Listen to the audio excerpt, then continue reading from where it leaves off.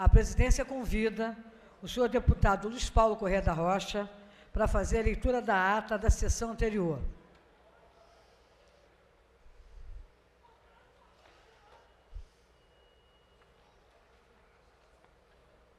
Senhora presidente do expediente inicial, deputada Lucinha, a ata reflete com exatidão o ocorrido na terceira sessão ordinária, que, iniciada às 9h30, foi encerrada às 11h55. Lida e aprovada a ata, passa seu expediente inicial. Com a palavra, o nobre deputado Luiz Paulo Corrêa da Rocha. Queria também registrar a presença do nosso deputado Carlinho, do BNH, do deputado Valdo Ceasa, também se encontra presente, e os demais deputados que estão aqui na casa, aqui no plenário.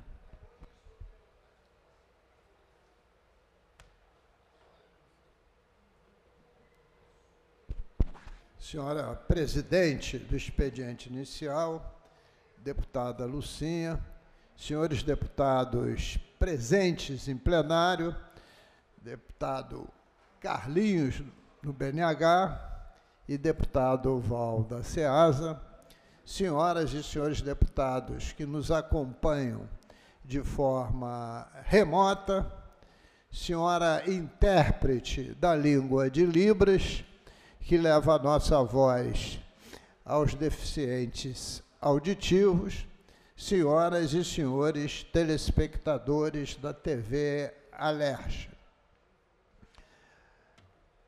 Ajuizei, senhora presidente, uma representação de inconstitucionalidade contra o veto parcial de trechos do artigo 1º da Lei 10.631, de 17 de dezembro de 2024. O processo está protocolado no Tribunal de Justiça sob o número 0007797-97-51.2025.8.19.0000.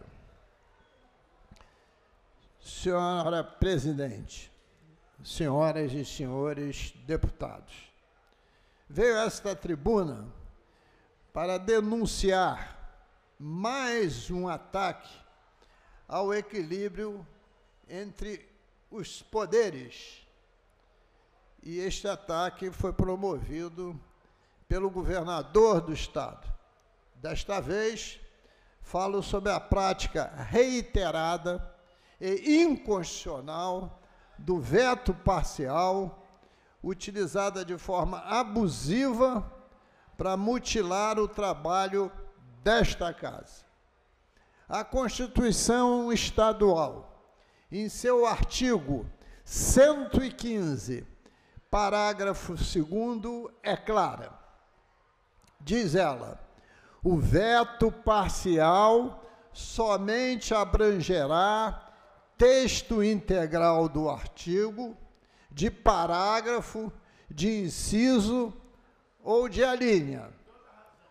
O que não se admite, e isso está pacificado na doutrina e na jurisprudência, é o chamado veto de palavras, no qual o chefe do Executivo elimina apenas trechos específicos de um dispositivo, distorcendo a vontade legislativa. Foi exatamente isso que ocorreu com a Lei 10.631, de 17 de dezembro de 2024, recentemente sancionada, alvo da nossa representação de inconstitucionalidade. O governador, ao invés de respeitar os limites constitucionais, excluiu apenas um trecho do artigo 1º, que foi incluído pelo Parlamento para restringir o incentivo fiscal de ICMS apenas ao transporte aquaviário de passageiros, as barcas, interferindo diretamente no conteúdo da norma, sem que houvesse a possibilidade de este parlamento analisar e deliberar sobre o veto da forma adequada. E o que mais grave, senhoras e senhores, é que essa prática não foi um ato isolado. O abuso, a partir daí, vem se repetindo, especialmente nas nossas leis orçamentárias para 2025, isto é, a LDO, isto é, o PPA e a LOA, onde o governo, a seu bel prazer, suprimiu em diversos artigos trechos de dispositivo para moldar a legislação conforme seus interesses, esvaziando o papel do legislativo na definição das políticas públicas e no planejamento orçamentário do Estado. O que se vê aqui não é apenas um erro formal, trata-se de uma verdadeira usurpação de prerrogativas do Poder Legislativo.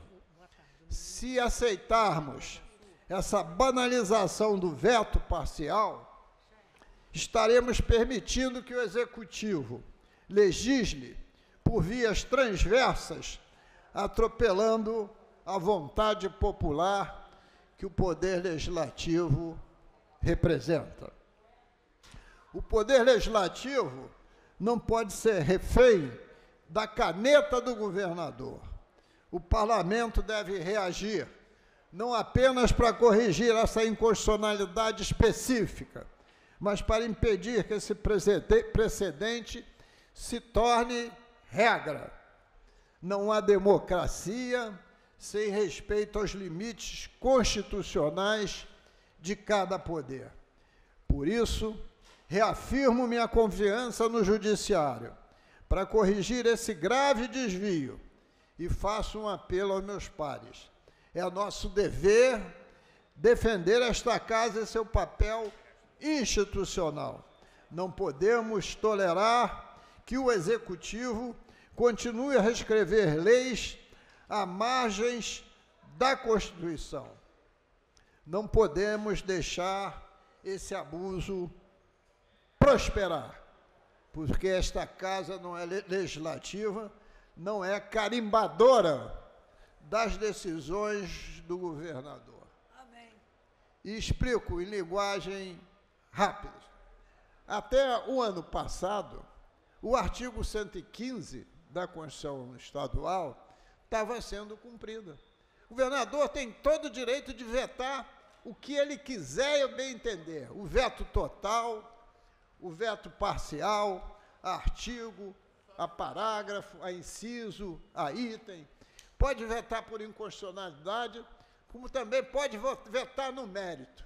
Agora, ele não pode pegar um texto, tirar um pedaço que ele não deseja e deixar o restante. Até porque, senhora presidente, Vossa Excelência é uma deputada experimentada, não está em primeiro mandato, sabe que quando a gente tem uma emenda a fazer em um projeto de lei do Executivo, que não há consenso, mas o Legislativo deixa prosseguir, a gente faz uma emenda aditiva, porque se for vetada, sem problema, depois vamos discutir se vamos derrubar ou não o veto. Ora, mas quando ele veta um trecho, é porque a gente fez emenda modificativa, e houve consenso. Ou veta tudo, ou não veta nada. Não tem esse veto de palavras que está prevista na Constituição, a impossibilidade, artigo 115, parágrafo 2º, de fazer veto parcial somente abrangendo pequenas parcelas de um texto. Então, essa ação direta de inconstitucionalidade foi protocolada, salvo eu de memória, na quinta ou na sexta-feira passada, né? Este é o primeiro dia que eu estou com direito ao uso da palavra, estou aqui comunicando. Fizemos somente de um projeto de lei, porque se a jurisprudência for firmada também no Tribunal de Justiça, e tenho certeza que irá, evidentemente, todos os outros que ele proceder da mesma forma, nós também arguiremos judicialmente. Muito obrigado, senhora presidente. Bem, está inscrito o nobre deputado Carlinho do BNH. Por gentileza, deputado. Deputado Carlinho do BNH, nosso deputado estadual, vai fazer o uso dos seus 10 minutos regimentais aqui. Por gentileza. Senhora presidente, enquanto ele se dirige, se tivesse aqui um concurso de o deputado mais elegante da indumentária, o deputado Carlinho do BNH seria o vencedor. Concordo com Vossa Excelência. Luiz, depois você me substitui aqui, que eu vou usar a palavra, por gentileza, tá? Boa tarde a todos que nos assistem na TV LERJ. Boa tarde, minha amiga, presidindo essa casa, sempre com muita excelência. Boa tarde a todos os deputados aqui presentes, Luiz Paulo. Hoje é um dia para a gente falar um pouco da cidade de Nova Iguaçu, falar diretamente para o povo de Nova Iguaçu, onde eu moro, resido e sou muito cobrado sobre as obras do governo do estado que deveria estar acontecendo, e alguns problemas que vêm acontecendo, infelizmente, que se coloca a placa, diz que vai iniciar e não inicia, então quando chove, a população está sofrendo com isso. Iniciar pela obra da ciclovia, infelizmente, a ciclovia de Tinguá, o governo foi licitado pela EMOP, a empresa foi lá, colocou a placa, depois a empresa disse que tinha dificuldade porque o valor final da obra era outro.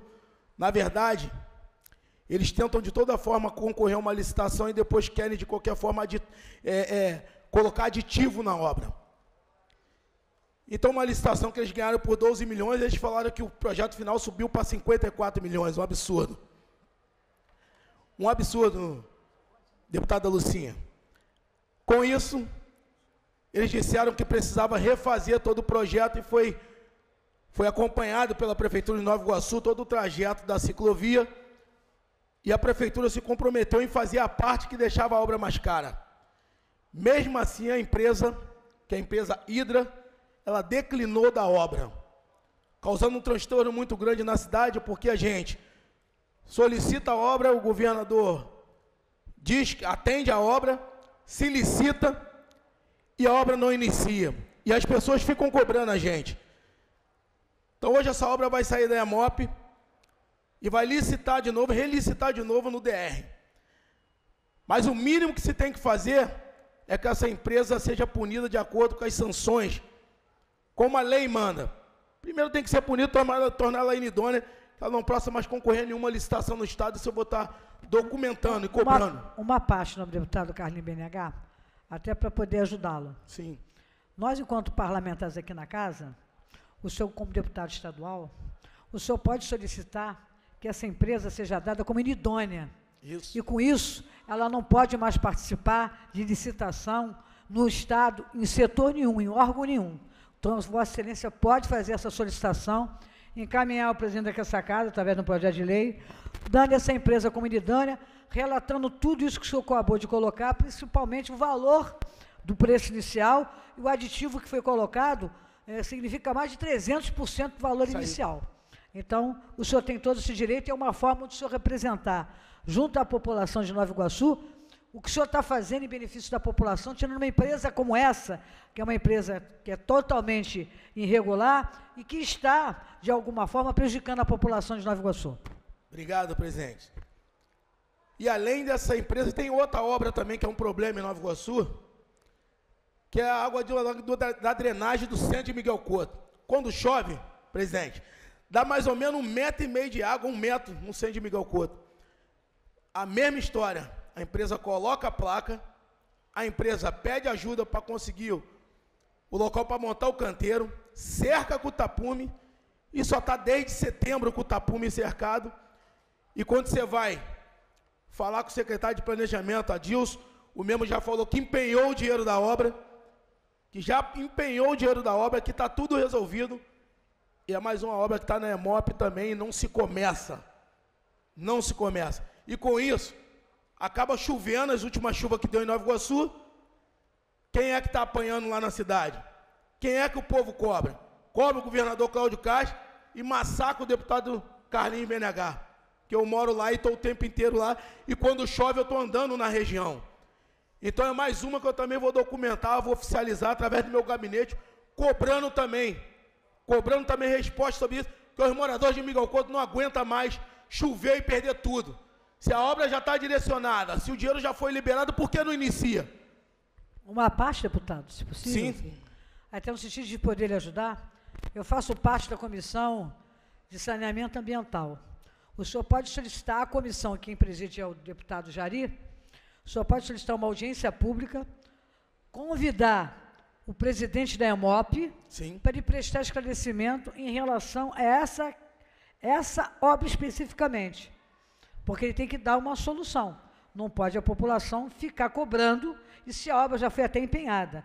Então, solicito que o senhor, como deputado é legítimo, o senhor vai prestar esse esclarecimento, convoca os moradores lá de Miguel Couto, de Nova Iguaçu, que eu não conheço, que venham a essa casa aqui e, numa audiência pública, possam ouvir do presidente da EMOP, do engenheiro responsável pela obra, do engenheiro da empresa, o porquê que a obra não foi iniciada. Eu acho que seria muito importante para o seu mandato e me coloco à sua disposição.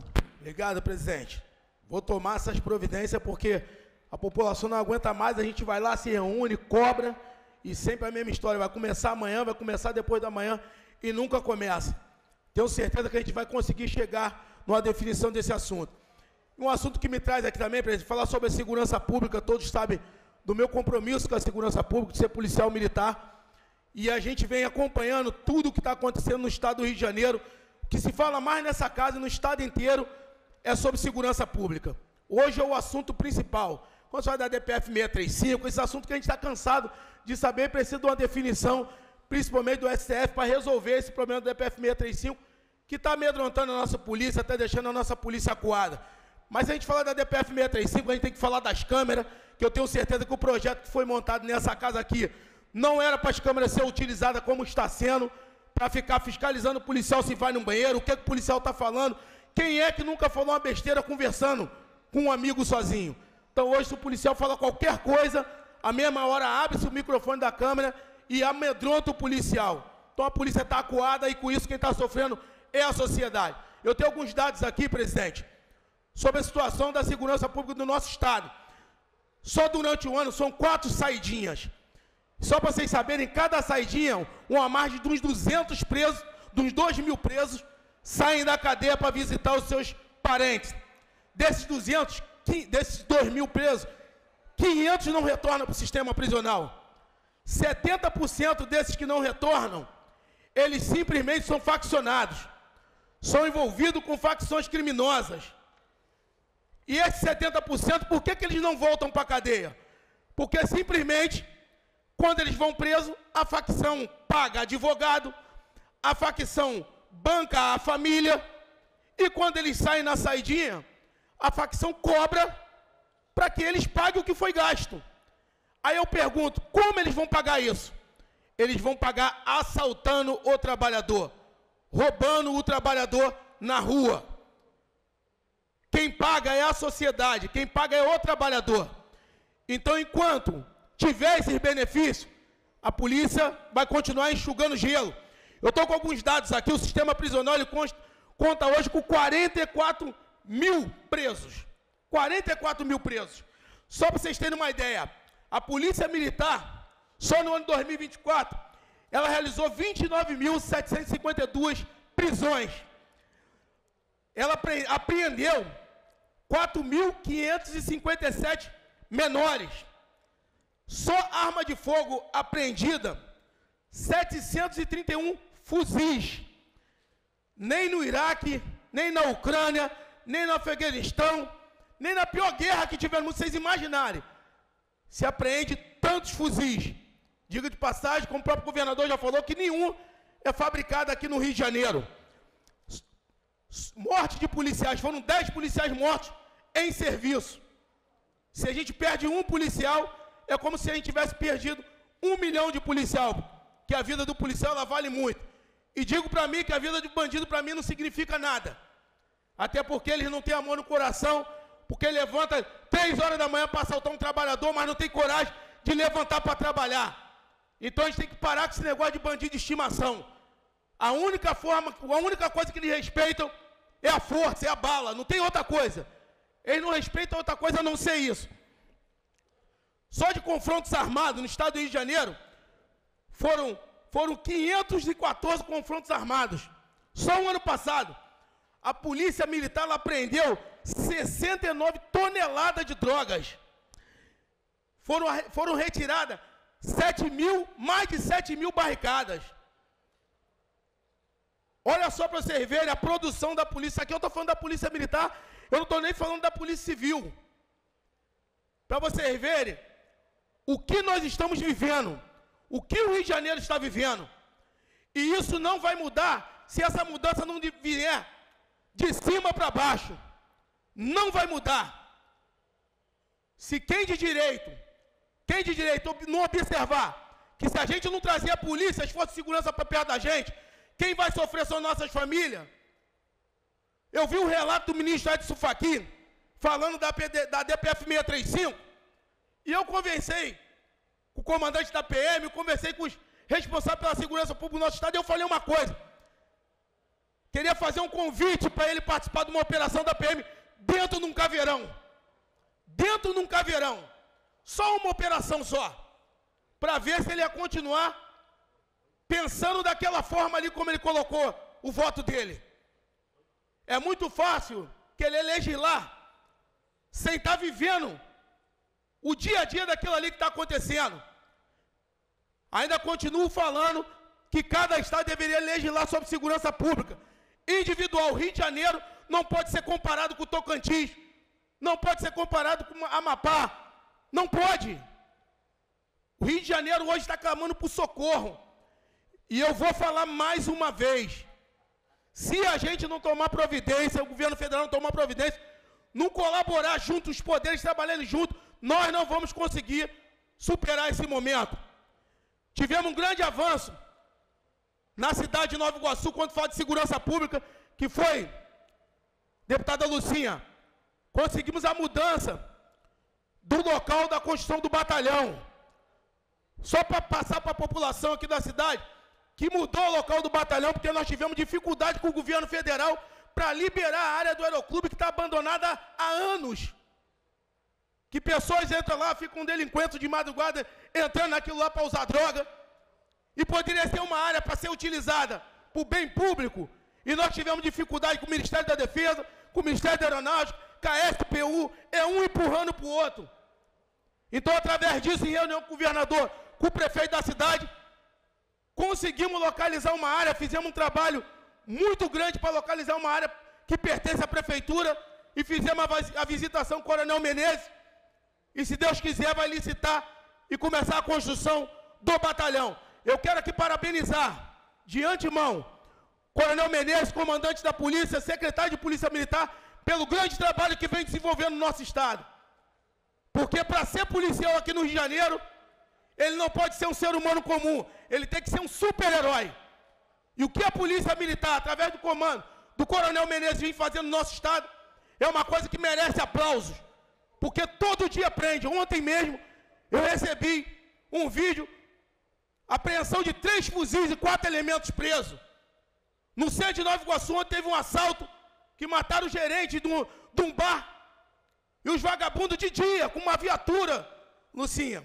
A viatura estava mais ou menos 200 metros do bar. E eles passaram por cima assim mesmo, entraram no bar, mataram o trabalhador lá dentro. E o policial que viu, conseguiu balear um deles, os outros fugiram, conseguiu prender 2. Um policial conseguiu prender os 2. Para você ver a audácia dos caras. E vou finalizar o meu discurso aqui falando mais uma vez. Deixa a polícia matar eles. Solta os cachorros na rua. Que se soltar a gente na rua, a gente sabe trabalhar. Agora, se manter a gente preso, quem vai sofrer é a sociedade. E é isso que está acontecendo. Agora, para de botar a culpa na polícia. E assuma a sua responsabilidade.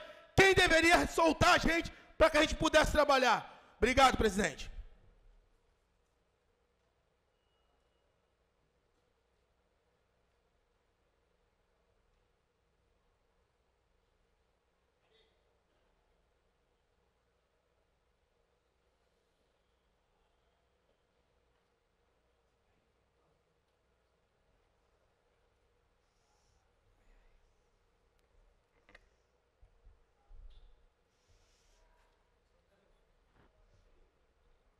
Aperta aí, Luiz Paulo.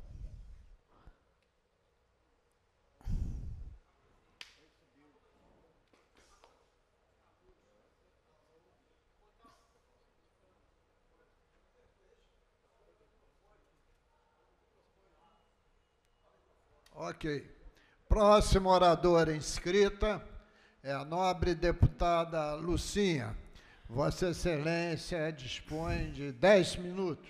Obrigada, deputado Luiz Paulo. Agradecendo a presença dos deputados que estão aqui na casa, aos funcionários da LERJ.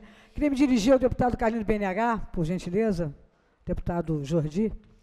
Eu, Carlinho do BNH, dizer que eu estou à sua disposição no que se refere à questão da obra lá em Nova Iguaçu, que tanto está afetando a vida daquela população, e acho que é importante da sua parte, como deputado daquela região, solicitar da Comissão de Saneamento Ambiental uma audiência pública específica com a EMOP, para discutir a questão da execução dessas obras. Porque se o dinheiro já foi empenhado, vai ter uma nova licitação, alguém tem que ser penalizado. No caso, a empresa anterior, qual Vossa Excelência colocou aqui, ela simplesmente fez um aditivo que aumentou em 500% o valor da obra. E nós não podemos deixar passar isso em branco, porque senão passa a impressão para a população que o parlamento está desleixado.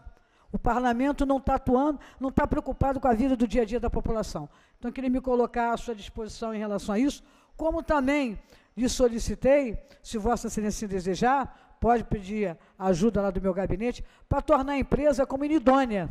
Aprovamos aqui na casa, algumas vezes, que a empresa fique inidônea para elas não participarem mais dos processos de licitação. Com isso, elas não vão lesar mais cidade nenhuma das 92 cidades que fazem parte do Estado do Rio de Janeiro. Então, me coloco à sua disposição.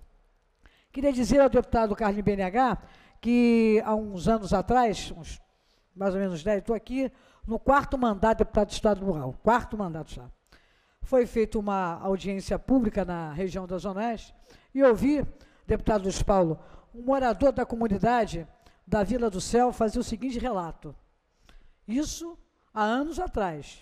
Só tem uma forma de resolver o problema da segurança. Eu perguntei, não tem fórmula para resolver o problema da segurança. É ter a polícia na rua, bem paga, o efetivo maior, um serviço de inteligência, ter uma polícia que tenha autonomia para tomar decisão, independente das manchetes do jornal. Porque os jornais são sensacionalistas, né? A imprensa só divulga desgraça. Tem pessoas que estão com síndrome do pânico até de sair dentro de casa. Eu moro na Zona Oeste, eu passo pela Avenida Brasil. No caminho da Brasil, vindo para cá, tinha uma operação da Polícia Militar na Vila Aliança. Parte da Avenida Brasil estava fechada, mas estava fechada para dar segurança para que ninguém pudesse passar e os vagabundos atirar. Então, a população sabia que estava todo mundo retido ali, muitos até desesperados, e tinha uma função. Por quê? Porque fecharam uma parte da Avenida Brasil, onde estava tendo um confronto com a comunidade lá dos vagabundos, lá da favela qual é o nome da favela ali? É Vila Kennedy, do outro lado é Vila Aliança. Então, a polícia foi lá, fez o correto, interditou o trecho, e aí a população estava aguardando a abertura. Dizer ao deputado que teve um senhor que falou a seguinte frase: só tem uma forma, Lucinha, de resolver a situação. Enquanto nos presídios tiverem dando alimentação aos presos, tratando eles como se fosse neném, dando a oportunidade de cada dia trabalhado, menos um dia preso, e condicionando eles, todos eles no mesmo local, sem diferenciar o tipo de crime, está se aumentando cada vez mais a prática dos delitos nas próprias comunidades, que eles vão aprendendo e vão repassando, né? Aquilo que aprende, vai repassando para dentro, internamente, dentro das comunidades. Aí, algumas perguntas foram feitas dos Paulo. Sabe o que ele diz? O seguinte: a gente resolve 50% do problema. Pega, é complexo Bangu 1, 2, 3, 4, 5, 6, 7, 8. Divide. Vê quem é de um comando vermelho, quem é do terceiro comando. Pega, abre as celas durante 24 horas e deixa se degladiar. Depois que se degladiarem, os que sobrarem te dá outro jeito. Eu falei, mas que jeito? Fiquei até preocupado, deputado Paulo, ouvindo isso de um senhor, né, na reunião. Não, que aí depois você abre a caixa d'água com chumbinho, que aí acaba não existindo mais ninguém. Isso um senhor, numa reunião, estava repleta, tinha mais de 300 pessoas. E nós estávamos discutindo há 5 anos atrás a questão da segurança pública. Então, a situação que a gente está vivenciando, ela é muito perigosa. Nós estamos no fio da navalha. Porque a ordem vem hoje dos comandos que não são, que estão nas favelas, do comando que está onde? Nos presídios. Eles é que comandam, que detêm o poder, que faz o que não faz, se fecha, se não fecha. Nós tivemos a oportunidade de vivenciar essa crueldade, de atirar na população para desviar do alvo, que é prender o tal do peixão, para não prender o peixão, taca tiro na população, que aí a polícia vai ter que atingir lá, e aí vai ter que segurar um pouco aonde o tal do peixão foge. Então, a questão da segurança no Rio de Janeiro, concordo com o deputado Carlinhos BNH, não faço parte da comissão de segurança, mas eu gostaria muito de participar de um debate que a gente possa tratar desse assunto da área de segurança, para tratar exclusivamente da questão do Rio de Janeiro. Porque o Rio de Janeiro vive um momento totalmente diferenciado de outros estados. Você vai em outros estados do Brasil, que existe a questão da violência, mas existe a questão da autoridade da polícia militar, e que as coisas não acontecem de determinada forma. Aqui no Rio de Janeiro, não sei porque aqui tem muito intelectual, que acha que tem que defender tudo a qualquer preço, eu tenho que defender a vida do policial e a vida do cidadão. Agora, a vida do delinquente, do marginal, isso é um problema da área de segurança, que foram trabalhados e treinados para isso. Então, nós temos que botar ordem, tá certo? Nessas questões em relação à questão da segurança. Senão fica apenas aquele discurso dos direitos humanos. Ninguém é a favor de matar ninguém. Mas eu não posso também, em detrimento de salvar uma vida, não ter que matar outra. Entre matar uma mãe de família, um trabalhador, uma criança, de matar um vagabundo. Porque senão a imprensa vem e bota nos holofotes, não, que mataram. A minha preocupação é outra, é com a população, que a população hoje, ela está com medo de sair nas ruas. Meu irmão mora em Jacarepaguá, na Taquara, diz que 7 horas da noite, não precisa toque de recolher não, ninguém mais sai na rua. Em Jacarepaguá, ninguém sai mais na rua, porque não tem segurança. E quando a gente fala da questão da segurança, é num contexto geral. Então, acho que tem que se ter uma reunião para discutir a questão do Rio de Janeiro, sim. E por que não? Quando querem colocar o Rio de Janeiro na roda para tratar determinados assuntos, colocam em detrimento de qualquer coisa. Agora, quando o tema é segurança, não pode, porque é uma questão federalizada, nós sabemos que é federalizada. Mas nós temos que tratar o Rio de Janeiro de forma diferente, deputado Paulo. Totalmente diferente. O Rio de Janeiro hoje vive a crise na área da segurança, até porque nós não temos o efetivo que deveríamos ter. Mas também nós não temos, por parte, às vezes, das autoridades federais, o reconhecimento do que vem acontecendo aqui. Eu me lembro quando teve a primeira intervenção aqui, deputado Jordi, do governo federal, no Rio de Janeiro, na área de segurança, falei, não vai adiantar nada. Porque eles não conhecem a realidade das favelas, dos guetos, das vielas, não conhecem dos becos, não conhecem. Vai colocar um cara com a farda das Forças Armadas, se ele não conhece a realidade, ele vai acabar sendo um alvo fácil. E alguns foram alvos fáceis, que entraram com o GPS no lugar errado, porque não conhecem determinada comunidade, não conhecem determinada realidade. Então, o governo federal, o que ele teria que fazer era repassar recursos para o governo do Estado, para que o Rio de Janeiro pudesse se recompor em termos de área de segurança, para poder combater o crime organizado e dar a oportunidade do policial ter a condição necessária de combater o crime organizado dentro da sua essência, como um todo.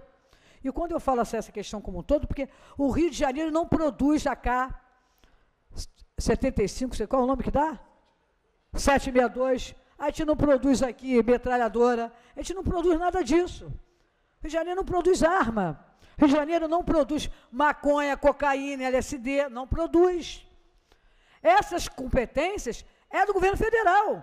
Quem teria que estar patrulhando, fiscalizando as fronteiras do Rio de Janeiro com os outros estados, e vendo de perto a questão do contrabando, que também tem que fazer essa investigação mais a fundo para o serviço, aí sim, que compete ao governo federal. Será que todos os contêineres que eu vejo ali, sempre ali, quando eu vou para casa, que eu passo ali pela perimetral, será que todos aqueles contêineres ali, será que são fiscalizados? Porque a quantidade de fuzil é uma coisa que brota.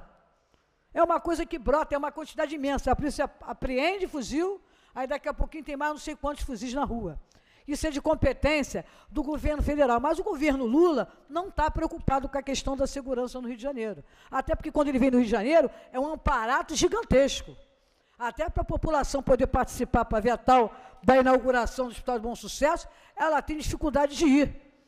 Porque tem que ter, né, uma fiscalização, um controle. Mas esse controle, essa fiscalização, o governo federal não está preocupado no dia a dia do Rio de Janeiro, que o Rio de Janeiro não produz armamento.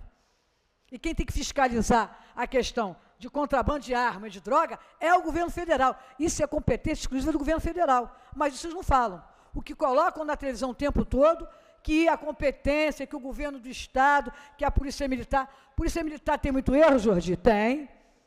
Tem policial que é corrupto? Tem. Mas tem muito policial que está na rua enfrentando vagabundo para defender a sua família, a família dos seus vizinhos e de onde você mora. Então, nós temos que separar o joio do trigo. Então, eu estou colocando essa questão da área de segurança, porque eu vejo muitas pessoas falarem aqui no tal da questão dos direitos humanos. Eu acho que os direitos humanos é importante.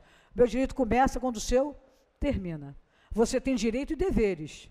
Agora, coitadinho, e o cara com um fuzil na mão, não é coitadinho.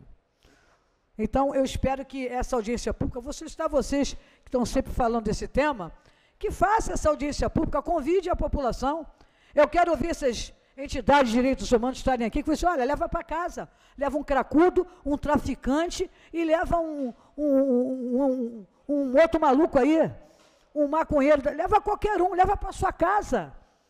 Vou sugerir a eles, leva um traficante para sua casa, leva um homicida para sua casa e leva um cracudo e vai ressocializar dentro da sua casa, do lado dos seus filhos. Depois vem falar de direitos humanos comigo. Parar com essa história, isso é muita historinha de Boitatá e da Carochinha. Eu moro na Zona Oeste, eu sei a realidade que o povo lá vive, que por muitas vezes não pode sair para trabalhar, porque está tendo guerra interna entre uma facção e outra, ou porque a polícia entrou lá para reprimir. Então, eu queria deixar isso bem claro. E aproveitar esse momento, dizer que a emenda que eu fiz impositiva para a FAETEC, vamos falar de educação, que é uma coisa que eu gosto muito, né, que é a Fundação Técnica do Rio de Janeiro, eu consegui liberar R$500 mil para construir no 4º andar um laboratório, tá certo? Um laboratório para pesquisa para os alunos da FAETEC lá de Santa Cruz, lá da minha região de Santa Cruz, que precisam muito ter. Existe o prédio da FAETEC, que é até um prédio muito grande, era onde funcionava no passado, o deputado Luiz Paulo deve lembrar, o Matadouro de Santa Cruz, né, Luiz Paulo? Funcionava o Matadouro de Santa Cruz e hoje funciona a FAETEC. Então, o 4º andar, que estava vazio, eu consegui viabilizar. O governador já disponibilizou os R$500 mil para poder fazer, né, o tão sonhado laboratório para os alunos da FAETEC. E a outra emenda também, que já foi liberada, que eu já estou cobrando da prefeitura, são os recursos que já foram liberados para a compra do mamógrafo. R$815 mil para comprar um mamógrafo para ser instalado na comunidade do Cesarão, que fica em Santa Cruz, que é uma comunidade imensa, que moram para mais de 25 mil moradores, tem 2 clínicas da família, mas nós não temos um mamógrafo. E para não me estender mais, aproveitando esse momento, para poder falar algumas coisas que muitas pessoas vêm conversar comigo, e outros não têm conhecimento, deputado Jordi. Eu estou fazendo um tratamento contra o câncer de mama, já estou na 5ª quimioterapia, que vou realizar na quinta-feira. Estou encarando essa doença com muita coragem, com muita determinação, com muita fé, que eu tenho fé em Deus. Eu sei que Ele é capaz e vai me ajudar, através dos médicos, da minha cura, para que eu possa continuar aqui no parlamento, lutando em benefício da população. Às vezes não venho a casa, mas acompanho remotamente a sessão aqui pela Alerj. Estou no tratamento, como eu falei, quinta-feira agora, eu já começo a série vermelha, né? Que é a 5ª, depois ainda falta mais 3, mas eu tenho certeza que Deus está do meu lado, a população está me ajudando, muitas pessoas estão orando por mim, rezando, umas estão indo aos montes, outros, cada um dentro da sua religião. Fico até emocionada quando eu vejo os vídeos, né, da mulherada subindo o monte para poder orar em relação à minha saúde. Significa que a Lucinha representa um pouquinho no coração de muitas pessoas que precisam dessa parlamentar aqui. Eu irei vencer essa doença, né, com toda a fé em Deus e com o apoio e o carinho de uma parcela dos parlamentares aqui dessa casa. Não da sua totalidade, mas uma parcela daqui dos deputados que reconhece o trabalho da deputada Lucinha, que não é de um mandato só. Eu estou no 4º mandato e não fico contando historinha de boitatá nem da carochinha o tempo todo aqui dentro do plenário. Muito obrigado. Obrigado, deputada Lucinha. Próximo orador inscrito é o deputado Renan Jordi. Vossa Excelência dispõe de 10 minutos. Quer presidir aqui? Só não gostei do conselho do velho, né? Mas ele falou isso. Depois que deixasse matar. Pena de morte. Boa tarde, senhor presidente, nobre amigo decano, deputado Luiz Paulo. Boa tarde a todos os parlamentares, boa tarde a todos que nos assistem pela TV Alerj. Após 2 explanações perfeitas sobre um assunto muito importante no que se refere ao Estado do Rio de Janeiro em especial, primeiramente a fala do deputado Carlinhos BNH e, obviamente, na sequência, a fala da deputada Lucinha, me resta aqui reiterar, ratificar e dar a minha dose de contribuição a esse assunto, deputada Lucinha. Eu costumo dizer que um problema não nasce grande, assim como qualquer criança. Começamos o atual problema de segurança pública quando caiu no gosto de alguns infiltrados da sociedade a famigerada frase: o bandido é vítima da sociedade. E a partir daí, ao longo dos anos, das décadas, o que se construiu ao longo do tempo foi o chamado advento da bandidolatria. Esses mesmos que criaram a frase que bandido é vítima da sociedade, deram ensejo ao famigerado evento da bandidolatria. Hoje, dentro das comunidades, dentro das favelas, o que a gente vê são crianças inocentes, idolatrando bandidos e vagabundos. Quando ainda na minha época, quando criança, o que as crianças queriam ser era médico, era um jogador de futebol, era um professor, era um engenheiro. Então esses que carregam a culpa, carregam a mão sujas de sangue quando o inocente morre. Vivemos um dos episódios mais difíceis do Brasil, em especial do Rio de Janeiro, no que se refere à segurança pública. A DPF 635, também conhecida como a DPF das favelas, mas chamada por mim e por muitos dessa casa como a DPF da criminalidade dos vagabundos, é mais um personagem apenas.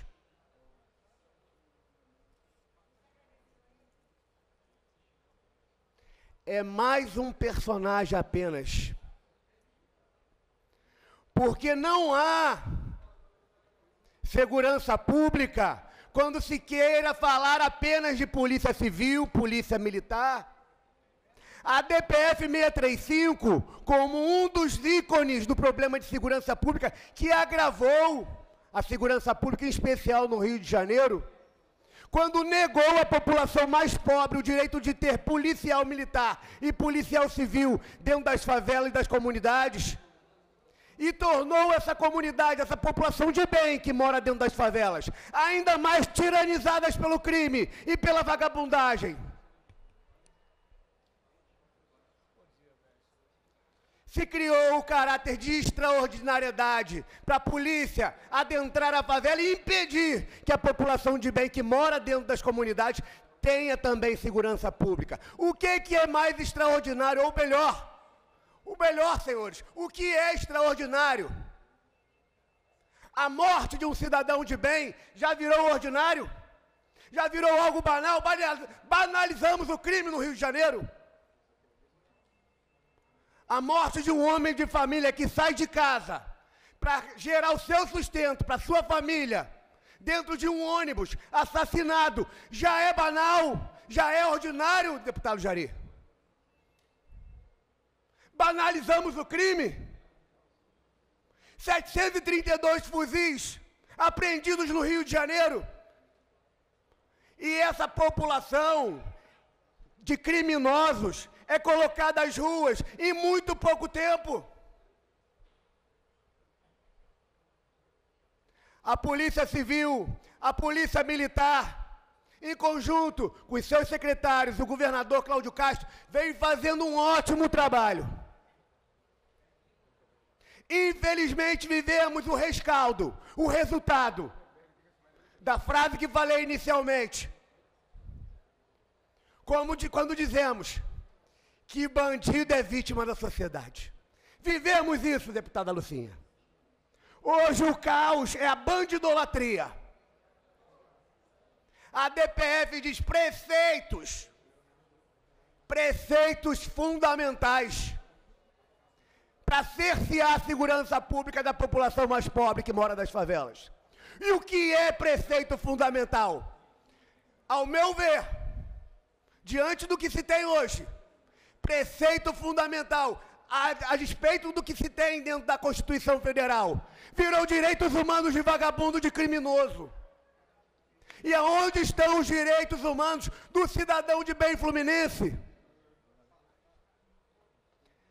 É inegociável que a Polícia Militar e a Polícia Civil, junto com os seus comandantes e responsáveis, continuem fazendo um trabalho árduo, um trabalho responsável, direcionado a manter a segurança pública da população de bem. Porque entre o cidadão de bem e a população de vagabundo do estado do Rio de Janeiro, quem tem que morrer é o vagabundo. É indispensável, é inegociável que haja um trabalho concatenado, organizado, amplo e ostensivo, com a Polícia Civil, a Polícia Militar, os seus comandantes executivos, secretário, governador do Estado, mas também que o Ministério Público se responsabilize também nessa busca em resguardar e restaurar a segurança pública do Estado do Rio. Que a magistratura seja também chamada à conversa. Que essa casa seja responsável, e eu jamais escute novamente, porque já escutei dentro desse parlamento, que traficante vagabundo é varejista de droga. Chegamos ao caos que dentro dessa casa, deputada Lucinha, eu já escutei traficante vagabundo ser chamado de varejista.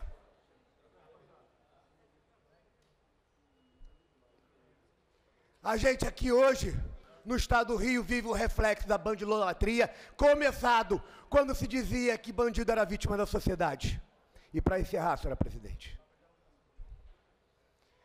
é necessário que os benefícios, aonde coloca o bandido muitas vezes um dia depois, ele é preso hoje, na audiência de custódia ele é colocado às ruas.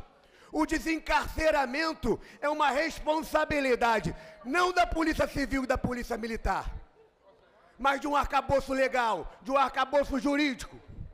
Responsabilidade dessa casa, responsabilidade do Congresso Nacional, mas também responsabilidade do Ministério Público Estadual, do Ministério Público Federal, da magistratura de modo amplo. Porque não resta mais oportunidade. Ou a gente devolve o Estado do Rio e o Brasil, a população de bem, ou a gente vai se tornar um narco-estado, aonde será dominado e governado por criminosos vagabundos. Muito obrigado, senhor presidente.